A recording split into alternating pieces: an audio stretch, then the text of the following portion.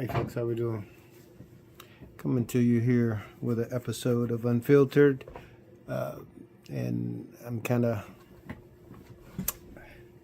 testing this thing out to see if I can try to start put out a little bit more content, more focused about some of the discussions I find myself getting into online.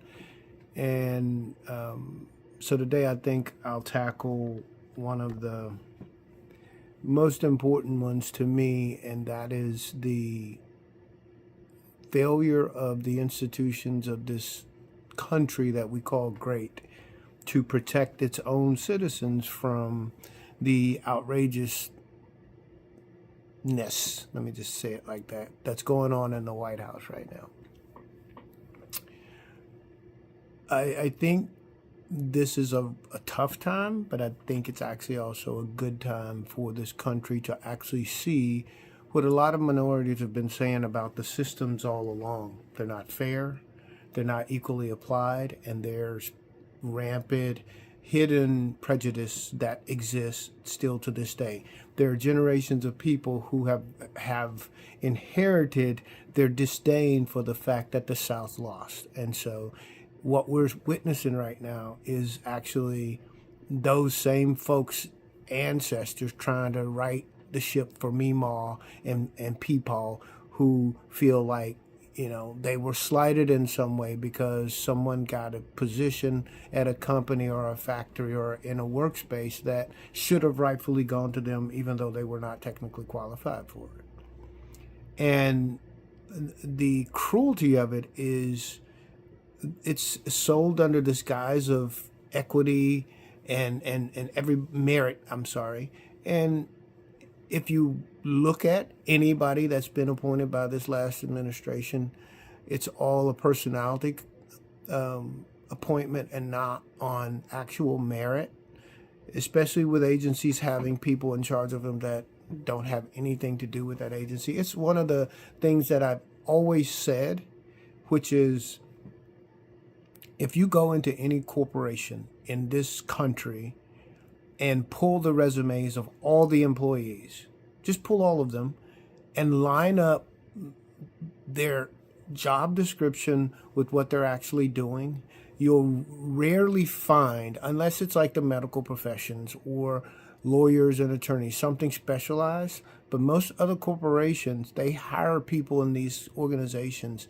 that are not aligned with what they're actually doing. They're collecting a paycheck, they're billing the government for any type of service they may provide. So some other industries that might also apply are when you have to be really technical in like the IT industry, you really need to know some of those functions. But for the most part, businesses that are considered small businesses that are either family owned or small companies less than 100 or 200 people, the majority of most of those companies in America are run and mostly staffed by the term white American people, especially in rural area when you've got entire town and municipalities that are run by nothing but mostly white people. I come from a small town in East Texas where it's 2025, and I think this is the first time that they elected a black mayor, at least in a long time. And then most of the businesses are run, and the city council and all of that is the people in charge and running things are white folks. So this idea that if you just do what you're supposed to do and get the qualifications is still not enough. And that's what DEI actually was all about. It wasn't saying, oh, this person is not qualified, but we're going to put them there anyway because of their skin color. That was saying that there's a system in this country that has been set up to prevent qualified people from getting into jobs that they should rightfully be able to get if the playing field is fair. And it's not. It's not, because if the hiring manager has a bias of any kind, and it doesn't matter the minority, actually sometimes, if you have a bias, you're not going to pick a person that you don't think fits in, because that's the part of it, right? You need to be a part of the team. You need to fit in. And so getting past that hurdle, DEI tried to prevent folks from, by default, going there and actually just looking at qualifications. If you really wanted it to be a merit-based only type of a system, you would not put race or anything on any type of form or application, and you wouldn't do interviews based on what a person looks like. You would do it based on the technical skills and some type of test across industry.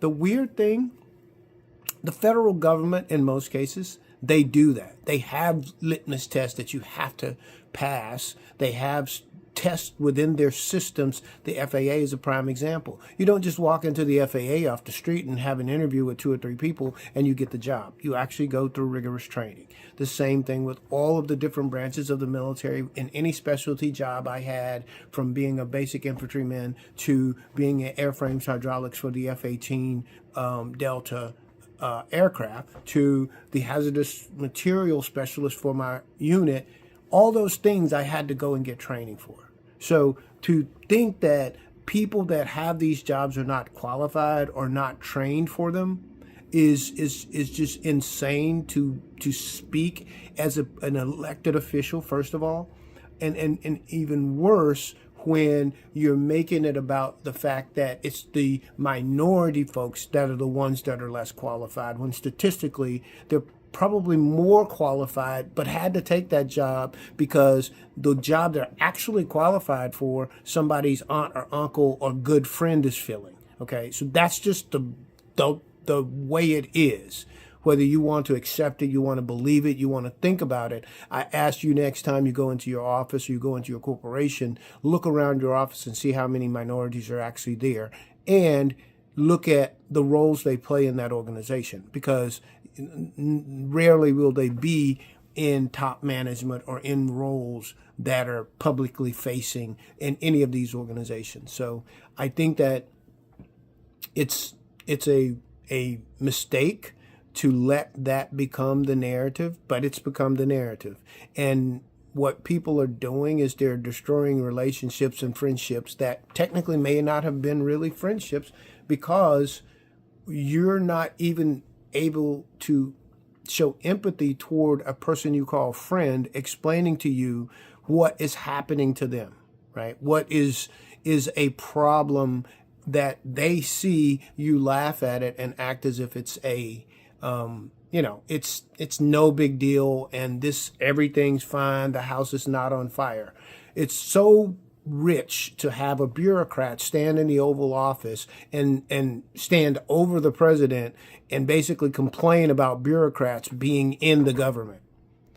Mellenhusk is actually a person who has government contracts. In every government contract, and I've worked in it for over 25 years, conflict of interest is a real thing. Okay, you cannot bid on government contracts if there's a conflict of interest. That is just the law of the land. But yet you've got Mellenhusk, who has government contracts, going into the government, getting data about different contracts that could be competitors, getting their back end information. And that's why I don't understand why corporations are not blowing the whistle and are outraged about this, because they're the ones who ultimately in the long game are going to be hurt, because these oligarchs have no restraint in them. They will eat and take and scour and devour as much as they can. And Congress has been a problem since before Barack Obama. They just got worse and turned it up to level 1,000 once President Obama got elected.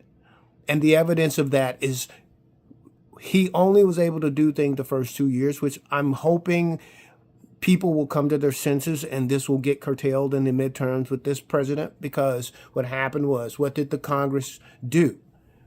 They blocked everything he wanted to try to do to work with them. They refused. Their plan of attack from day one was, we will not work with him once we get to control of it. Democrats are the fault of that, because when President Obama ran, most of them ran against him or ran away from him. They didn't even want to have him campaign with him. Why? Because he didn't wait his turn.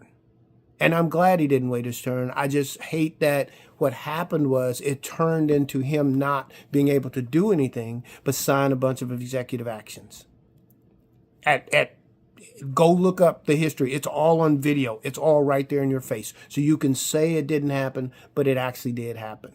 The other thing that's interesting is that he signs executive actions. Trump comes in. All he does, because he doesn't have the power, is he signs executive actions. Biden comes in. He signs executive action. All this time, Congress is doing nothing but getting paid with your tax dollars. Nothing. So here we go again on this gravy train cycle where Congress is doing nothing. Everything's being done by executive orders or executive actions, and Congress is still getting paid. They get their lifelong pensions. They get everything while you, the American citizen, is crying about the price of eggs and gas, and inflation is about to shoot back up, because what happens is the same thing happened with President Obama. He did all these things to try to course correct and get the economy going the way it should be going. Trump comes in, rips all of that out. Okay, COVID hits. Disaster. And he was given a plan to deal with it. He just tossed it all because he doesn't take orders from an African Kenyan non-citizen. Whatever. So then, because he was starting to tank the economy again, people saw that, and Biden got in, and we tried to course correct and started getting things back kind of the way they should be. Still, Republicans fought them, and they still had issues. A lot of stuff was going on. But now we're back at it again. And because we had not even completely recovered from the first disaster, we're about to hit it again. Unfortunately, that's just the way it's going to be, because he's picking fights unnecessarily with everybody around the world. And I say this time and time again, America, you can't fight the world. You might think you can because you have a lot of arsenal and you have a big military. But what happens when you start hurting those same military folks' family and relatives and all this stuff? How many people you think you're going to have to join your military force to fight the world? How many people you think you're going to have that are going to be wanting to sign up to enlist when you're saying no minorities are welcome in the military branches of service, Pete Hegseth? How many folks do you really think you're going to get to recruit from? You already understand that the white population is diminishing in this country, right? That's why your boy's trying to get South African refugees, only whites, to come here, because maybe some of them will bring some more white blood into the country. All the shit you're doing in Europe and overseas is pissing a lot of people off. They are not going to be wanting to come here to try to save you. So what is your end game? This really needs to be thought out by Republican GOP folks and white people of this country. What is your end game? You're going to lose eventually and be just routed, or are you going to come to your senses and realize you don't own this country outright? Never have. So I think that somebody needs to take a long look at where we're trying to go, what we're trying to do, and course correct. Because if we don't, I don't know what to tell you. I'm not, me personally, I don't lose sleep because I will be so harshly impacted. I care about everybody else in this country because that's what I was raised to do. That's what I committed to do when I joined the Marine Corps. So it's not that I'm upset for myself. I'm upset that the lie that you've been telling yourselves, you really still haven't come to the realization that it's all a facade, and you're going to hurt people that you say you care about, and you're proving that you don't care one bit about fairness. You don't care one bit about this whole lie of if you just work hard enough, you can make it in this country, because there are plenty of people who work hard enough and die trying to work hard enough to save up or pay into Social Security, and you snatch that from under them. So I think that Sonny Houston on The View is absolutely right. She said their whole plan is to crash the middle class, crush it down so bad that people will be willing to work for scraps, and then they get cheap labor and they get cheap everything from around the world while they sit and buy their yachts and do all of these different things, because we have been paying the most for stuff compared to other countries. So now they want to just suppress all of that and have you work for pennies, because you've started to realize the rich people have taken most of the money, and they don't care whether you have a nice living or not, or you even have generations after you have the ability to exist. So I think you need to take a real look at yourself inside and ask yourself, are you a Nazi? Or are you actually an American patriot? Because those two things don't exist in the same body. They don't exist. They don't have the same purposes. And they don't, sure as hell, don't believe what's happening right now is patriotic democracy, or even basic constitutional principles. Like, it's just not the way we fought many years for this country to be. So I'm here. I'd love to get feedback. I don't mind if people clip this and take different segments and rebut it, or take it and agree with it, or take it and, not agree with it. Because unfortunately, there are a lot of people who still don't understand how bad what's happening right now really is. So that's my time. I really think hard about how people can be so cruel to their fellow man in this country, or in this planet in general, because USAID is a whole nother video. But it's happening. And I really think we have to start talking to each other and really getting some control back into the hands of the people. And I'm sorry if that means Congress needs to be replaced. But if you're not working for us, you're working against us. If you're not fighting for us, you're not fighting at all. And that's from a 57-year-old man living in, Maryland, a blue state.